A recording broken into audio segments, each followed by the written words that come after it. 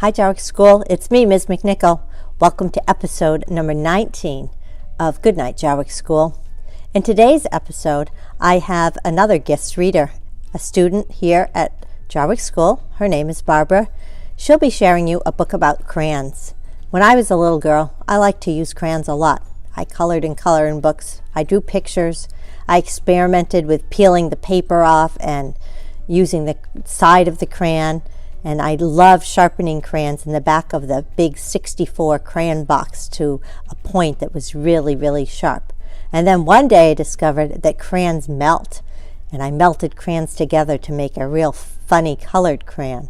So you're going to learn how crayons are made, and you'll also hear a great story about crayons that can talk from our friend Barbara. So sit back, relax, and enjoy hearing a story from our fourth grader here at Jaworek School.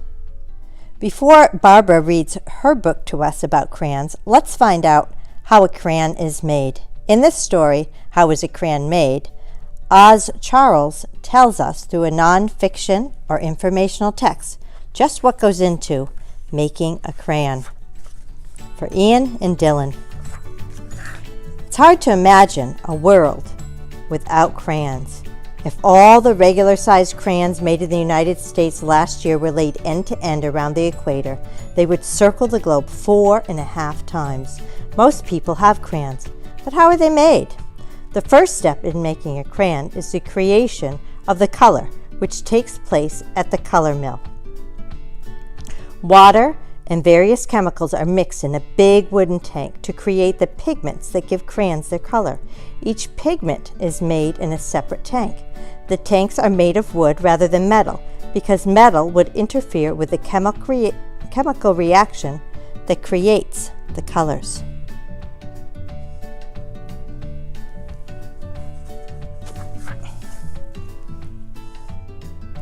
Each color solution then passes through a filter press that squeezes out extra water, leaving moist cakes of color.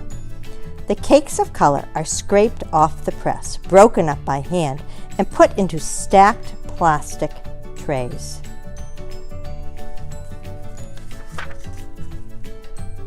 The plastic trays are put into a kiln to dry. They bake for 3 or 4 days, leaving hard chunks of color.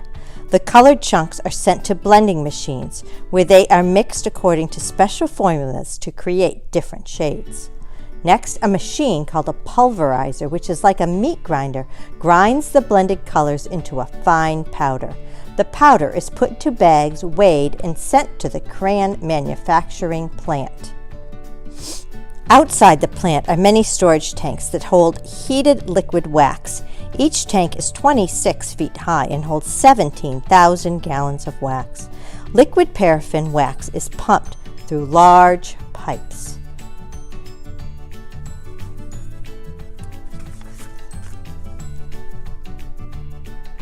Into mixing vats inside the plant. Now, powdery colored pigment is poured into each vat of clear wax. A rod inside the mixing vat stirs the colored pigment and the clear wax, creating colored wax.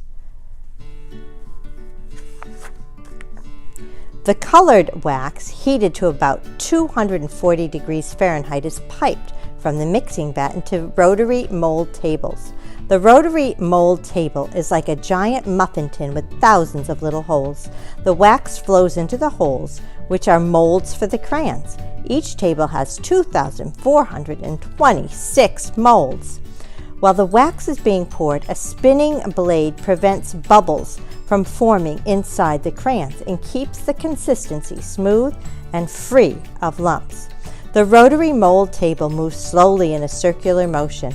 Inside the table are pipes filled with cold water between 40 and 70 degrees, depending on the color crayon being made. The hot wax is cooled by the water for 4 to 7 minutes, again depending upon the color being made. As the wax cools, it hardens.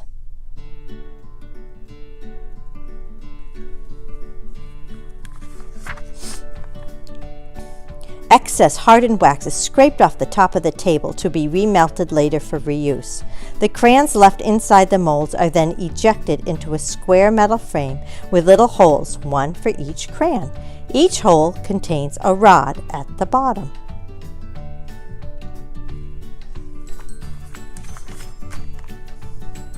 The frame moves away from the table and the rods push the crayons into an inspection bin.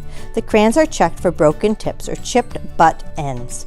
Damaged ones are returned to the mixing vat to be melted and remolded. The crayons are then fed one by conveyor belt into a labeling machine. Each rotary table has dual labeling machines for the color being made.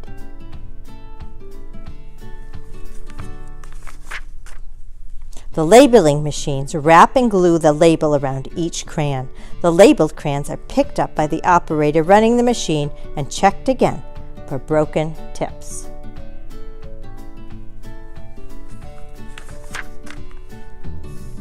Meanwhile, a small amount of crayons from each batch have been taken to the quality control lab to be tested. A transverse breaking machine or crayon eater checks the crayon for strength. Electrically operated, the machine consists of a beam that acts like a fulcrum or a pulley. It puts different amounts of pressure on the crayons at different points. If the crayon breaks sooner than it was supposed to, the batch from which it came is remelted and molded again. Crayons are also tested for intensity of color. Is the red bright enough? Is it too pale or too dark? They are even tested for consistency. Does the wax lay down smoothly on the paper? Is it lumpy? Is there a waxy buildup?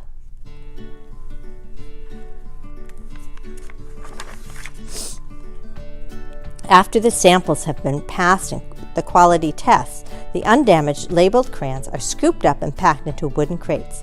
Crates of same color crayons are moved by forklift to the packing area. The crayons are put into packing machines that have different slots for different colors.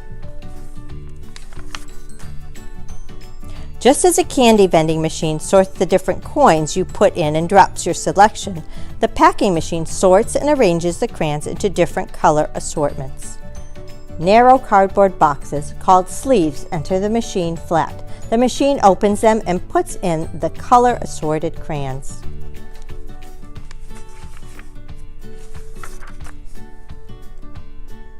Another packing machine, called a boxing machine, puts an assortment of crayon-filled sleeves into crayon boxes like the ones you see in stores. Different machines can box anywhere from 6 to 64 crayons. The finished boxes are then packed and shipped to the warehouse, where they are loaded into trucks and delivered to the stores. They are ready to be bought, taken home, and used, and the rest is up to you. And that's how a crayon is made. Hi Jaworek School. My name is Barbara Costa and I'm in 4th grade. Today I'm going to be here to read a book called The Crayon Box That Talked. Crayon Box That Talked. While walking in a toy store the day before today, I overheard a crayon box with many things to say. I don't like red, said Yellow, and Green said, nor do I. And no one here likes orange, but no one knows just why. We are a box of crayons that doesn't get along, said Blue to all others. Something here is wrong. Well, I bought that box of crayon and took it home with me. I laid all the colors so the crayon could all see. They watched me as I color with red and blue and green, and black and white and orange, and every color in between. They watched as green became the grass and blue became the sky. The yellow sun was shining bright on white clouds drifting by. Colors changing as they touched, becoming something new. They watched me as I color. They watched till I was through. When it was finally finished, I began to walk away. As I did, the crayon box has something more to say.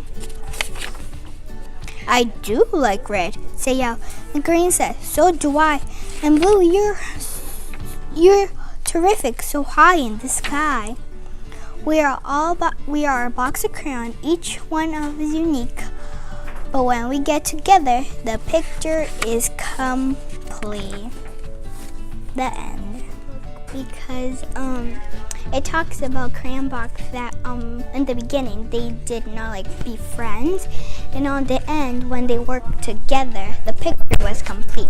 So I really love kids. It talks kind of about friends because they're a box of crayon and they work together and on the end they're all friends. Okay? Before I read tonight's Goodnight Jaworek School, I want to thank Angelo and Miss Tully's class for taking the time to color the book and handing it in. Here we go. Goodnight Jaworek School. Late in the evening on Hosmer Street, where all the cool kids have been tapping a beat, they'll lay in their beds, not one of them a fool, when we all say goodnight to Jaworek School. We go to class and learn something new. We chat with our friends and our teachers too. We share our school spirit. We share what we know. Then just after 3 o'clock, it's time to go.